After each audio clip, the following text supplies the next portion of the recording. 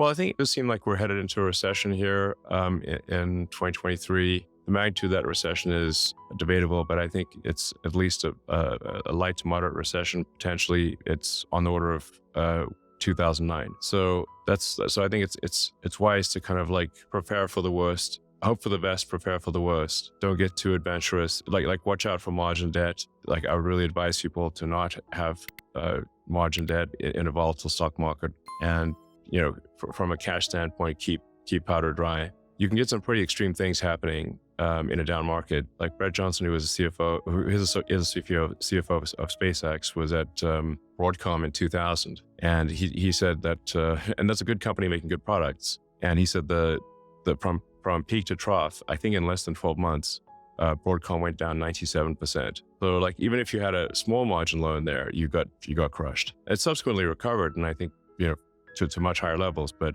if there's like mass panic in the stock market, then you got to really be careful about margin debt. But I mean, this is just as we know, the economy is cyclic. So we're somewhat overdue for a recession. And my best guess is that we have sort of stormy times for a year to a year and a half, and then things start to dawn breaks roughly in Q2 24. If I were to get, that's like my best guess. Recessions don't like booms don't last forever, but neither do recessions. And it's a 14-year boom, so a 6-quarter recession seems like that might actually bounce out. The last time it was 4 or 5 quarters, so it's not easy. I have been guiding our portfolio company CEOs to be at cash flow break even now or extend runway to Q1 2025. And they're 25. Yes, because I think Elon not 24. Elon and I are kind of roughly in the same place. We have been for a while, which is like, mid 24 is when the recession ends, and you need to give yourself 2 to 3 quarters of buffer so that you can go and raise around, which takes 1/4 to 2 quarters. And once you start to get escape velocity out of a recession, having money through end of Q1 2025, I think is a minimum requirement. And, of the companies that I think were the most precariously positioned, there was 5 of them that got their acts together and really did it. But these are all CEOs of companies that, if I said them, you would know some of them. Yeah, I said Stan Druckenmiller.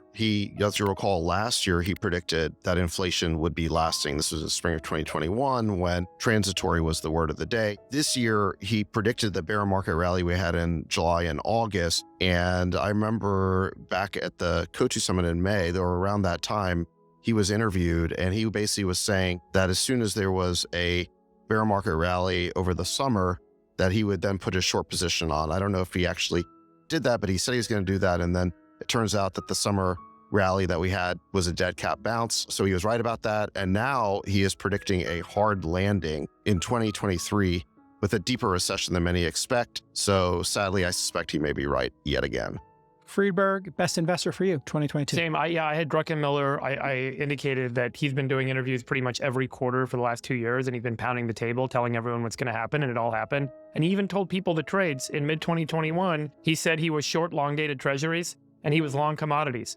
And if you had put those 2 trades on at that time and held them to today, you would have made a fortune. And so I think he's extraordinary in his ability to kind of see macro in a way that others don't, but also to take extremely brave action with his portfolio. He's renowned for how big the bets are that he makes and how quickly he can change his mind when he's wrong and make another big bet and still get himself out of the hole. He's incredible. So I definitely give it to Stanley Druckenmiller this year. On a dollar basis, the biggest business loser of this year was big tech. And I think that you saw 3 things happen, which I think are important for the future. The first was it was the most crowded trade, both by professional money managers as well as retail. And that fever finally broke in the in the second half of this year. And now going into these last few weeks, you're seeing a lot of panicked selling to cover losses and other things.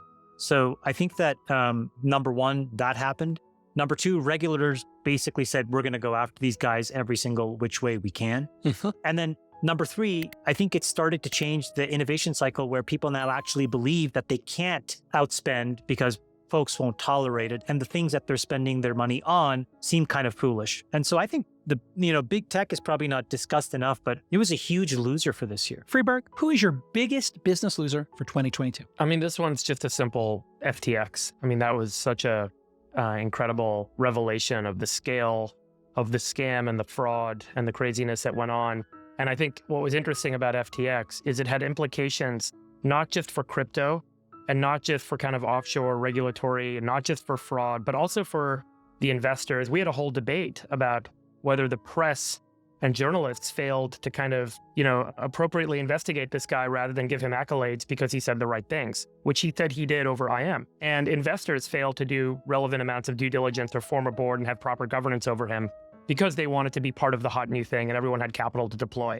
And I think what was interesting about the FTX failure is it wasn't just a failure due to fraud, but it revealed so many parts of kind of, systemic laziness and systemic kind of blind eye and systemic bias that allowed and enabled this to happen. It was really a revealing kind of failure. And that's why I kind of gave it the award. Mr. David Sachs, who is your biggest business loser of 2022? Well, you kind of mentioned this. I picked Bob Chapek, who's the former Disney CEO. He was Iger's handpicked successor 3 years ago. Then the pandemic hit, which shut down the theme parks. But then I think the big mistake was allowing himself to be mau-maued by woke employees into picking a fight with DeSantis over the so-called Don't Say Gay bill. That caused DeSantis to retaliate by threatening the special privileges that Disney enjoys in the state. And then he had Iger undermining him behind the scenes. This was revealed, I think it was in a Wall Street Journal story, that he was grousing to insiders that Chapek was not soliciting his advice and he was undermining confidence in with the board. And recently Chapek was forced out and Iger was put back in It's charge. a fantastic choice for the biggest loser.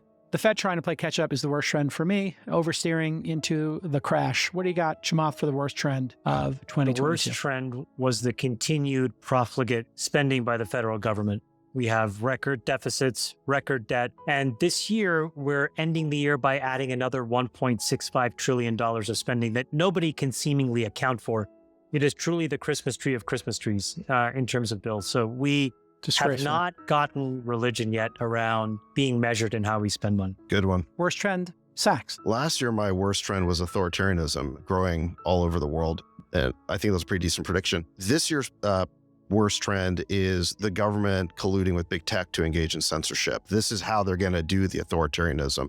We talked about it with Schellenberger and Elon, this whole series of revelations known as the Twitter files. We can see this collusion, this cozy relationship between the censors at Twitter and big tech and the bureaucrats at the FBI and DHS and Pentagon. This is a really disturbing dystopian relationship, as we talked about it earlier. And, I feel like we spend all this time talking about the authoritarianism in Russia and China. We seem to be obsessed with combating that and going to war with that.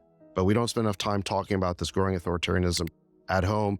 The media doesn't seem to want to report on the Twitter files at all. Let's focus on stopping authoritarianism here. Well said. Friedberg, what's your worst trend of My the worst year? trend for 2022 is what I would call interest rate mania. And I think that this is the mania that we've been caught up in on this show, that other people on our thread, people in the business community and the investing community, where everyone's obsession with did the Fed act soon enough or late enough, and that interest rates ultimately drive success or failure with building businesses and making good investments. All right. And the truth is, when interest rates go the wrong way, good investments can kind of strengthen their way, can make their way through those environments. Bad investments cannot. Good businesses can make their way through and bad investments cannot. And so I think our mania around the fact that interest rates and the Fed ultimately drove bad outcomes in businesses and investments is a flawed kind of assertion. And we all want to kind of get back to the drunken days where, a low interest rate environment enables us all to be successful and wealthy. And I think that that's kind of changed. So I think it's time for us to get away from the interest rate mania and focus more on solid investing and solid business.